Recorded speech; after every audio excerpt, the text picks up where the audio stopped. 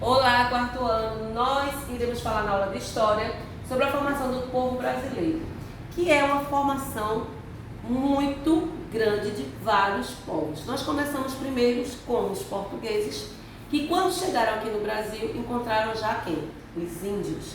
Depois vieram os africanos, depois os italianos, e aí abriram-se as fronteiras para vários povos imigrarem para cá. E nessa mistura, nós temos vários tipos de pessoas. Pessoas com cabelos crespos, lisos, ondulados. Então, assim, é uma mistura. É como se você pegasse uma mistura de bolo e batesse no liquidificador. O Brasil é um liquidificador, né? Ele tem a miscigenação, que é uma mistura formada pela mistura étnica de vários povos. Então, esses povos construíram o nosso país. Vamos lá. A população brasileira é bastante miscigenada. Isso ocorre em razão de misturas de diversos grupos humanos do país. Antes da chegada dos portugueses, já havia quem aqui? Os índios. Então, eram os povos indígenas que habitavam aqui em nossas terras. Após 1500, os portugueses também começaram a fazer parte dessa população. Eles ocuparam a costa brasileira e mais tarde o interior. Algum tempo depois foram trazendo outras pessoas de diversas regiões do continente, por exemplo, os africanos.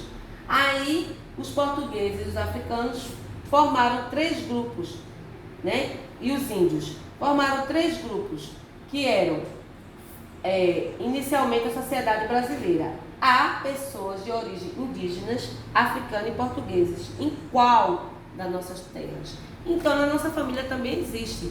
Tia Tassi tem uma mistura de carimbó bem grande na família dela. Meu liquidificador é enorme. Por quê? Porque se a gente for na árvore genealógica, né, que é a árvore da nossa família, a gente vai ver quantas misturas tem.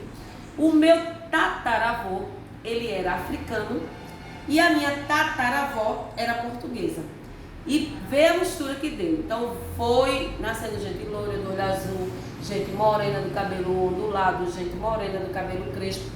Mas o meu bisavô era índio e a minha bisavó africana. Então, assim, foi uma misturada daquelas enorme. Então, assim, cada família tem a sua árvore genealógica, que é aquela árvore que é produzida lá pelos seus ancestrais e vai formando uma família. Então, o nosso povo brasileiro começou com isso, né? Começou com essa formação, essa miscigenação da família. Os povos indígenas, com a chegada dos europeus, são verdadeiros donos dessa terra. Por quê? Porque quando eles chegaram aqui, os indígenas já existiam. Então, foi quando eles começaram a povoar, fazer as colônias, trazer os jesuítas para catequizar os índios. Então, foi aí que começou a surgir o Brasil, porque até então era uma terra desconhecida. Vamos lá.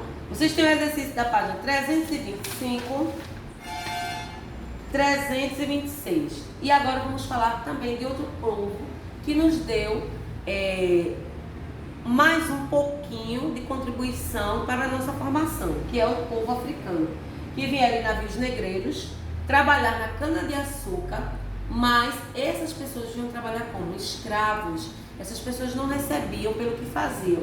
Então foi aí que surgiu a escravidão no Brasil, né? Mas eles são muito importantes para a nossa cultura. O ganho do trabalho entregue pelos donos no final do dia, o cansaço, o esgotamento, o que é que eles passavam? Eles eram torturados, eles apanhavam, muitos deles não aguentavam, fugiam, iam para os quilombos, tentavam buscar uma vida melhor, que não fosse aquela vida que eles levavam nas fazendas.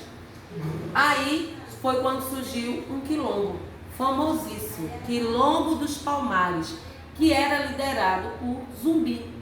Zumbi era o chefe desses quilombos, ele é que cuidava do quilombo.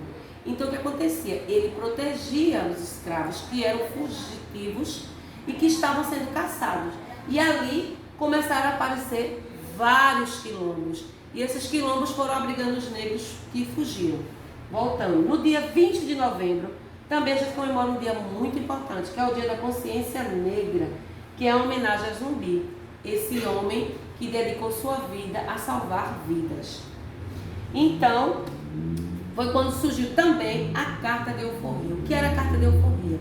Foi uma carta inventada para libertar os negros dos seus donos. Quem criou uma lei também muito importante foi a princesa Isabel, que criou a Lei Áurea. Essa lei libertava muitos negros. E foram aparecendo outras leis. Lembra que eu falei da lei sexagenário, da lei Eusébio de Queiroz, assim, outras e outras e outras, do ventre livre. Então, assim, essas pessoas foram sendo libertas. O que ocorre é que teve origem, assim, o primeiro núcleo de moradias, quando eles começaram a ser libertos. Eles começaram a construir as suas moradias nas favelas, nos morros. E aí, nessas favelas, nesse morro, saíram muitas pessoas importantes. Nós temos muitas pessoas que moravam nas favelas, que tinham poder aquisitivo baixo, que hoje em dia são famosas. Nós temos também afrodescendentes que são muito importantes, como advogados, professores, artistas, médicos, portistas, desembarcadores, políticos, ministros, comerciantes, por aí vai. Temos um cantor na Bahia, Gilberto Gil. Temos Pelé, que foi um grande rei do futebol.